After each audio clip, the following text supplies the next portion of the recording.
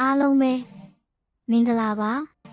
ကျမကတော့အစီအစဉ်တင်ဆက်သူနီလာဖြစ်ပါတယ်ဒီဗီဒီယိုလေးကိုကြည့်နေတဲ့သူတိုင်းကိုအရင်ဆုံးကျေးဇူးတင်ပါတယ်ဒီနေ့မှာတော့ channel လေးကနေမြန်မာနိုင်ငံမှာကြုံတွေ့နေရတဲ့သဘာဝဘေးအန္တရာယ်တွေအနာဂတ်မှာဘာတွေကြုံနိုင်သေးလဲဆိုတာပြီးတော့ဒီဘေးတွေကနေကာကွယ်နိုင်မဲ့နည်းလမ်းတွေကိုအသေးစိတ်ပြောပြပေးသွားမှာဖြစ်ပါတယ်ဗီဒီယိုလေးမစတင်မီ channel လေးကိုအရင် like and subscribe လေးလုပ်ပေးသွားပါအောင်နော်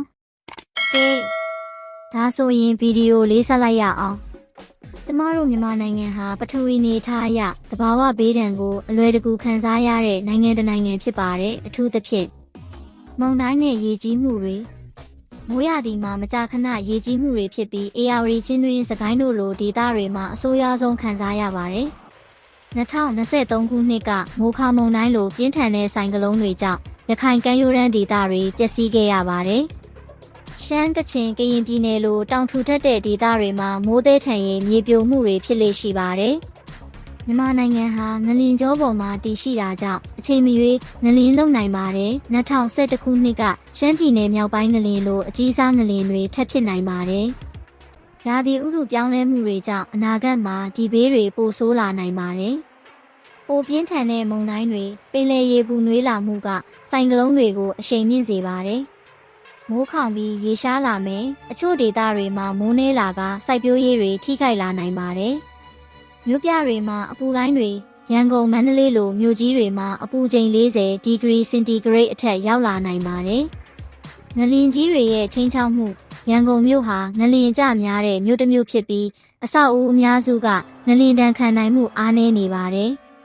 ဒီဘေးတွေကိုကြိုတင်ပြင်ဆင်ခြင်းကအသက်တွေကိုကယ်တင်နိုင်ပါတယ်ဒါကြောင့်အရေးပေါ်အိတ်ဆောင်ထားပါရေဓာတ်မီးပါဝါဘန်စီအိမ်ပြင်ဘက်မှာဘေးကင်းစရာလမ်းကြောင်းတွေကြိုတင်ရှာထားပါကျေးရွာအဆင့်ပူးပေါင်းဆောင်ရွက်ခြင်းတဘာဝဘေးကြိုတင်ခံမှန်းရေးစနစ်တွေဥပမာရေကြီးမှုသတိပေးစနစ်တည်ဆောက်ပါဒေသခံတွေကိုပညာပေးလှုပ်ရှားမှုတွေလှုပ်ဆောင်ပါငလျင်တန်းခံအဆောက်အဦစံချိန်စံညွှန်းတွေပြဋ္ဌာန်းပါမုန်တိုင်းတန်ကာကွယ်ဖို့ဒီရေတောတွေပြန်လည်စိုက်ပျိုးပါတဘာဝဘေးသတင်းတွေကိုသတိထားပါ Viber Telegram Facebook ဂရုတွေမှာသတင်းမှန်ရှာပါအိမ်နီးချင်းတွေအထူးသဖြင့်တက်ကြီးရွယ်အိုတွေကိုကူညီဖို့အစီအစဉ်ဆွဲထားပါ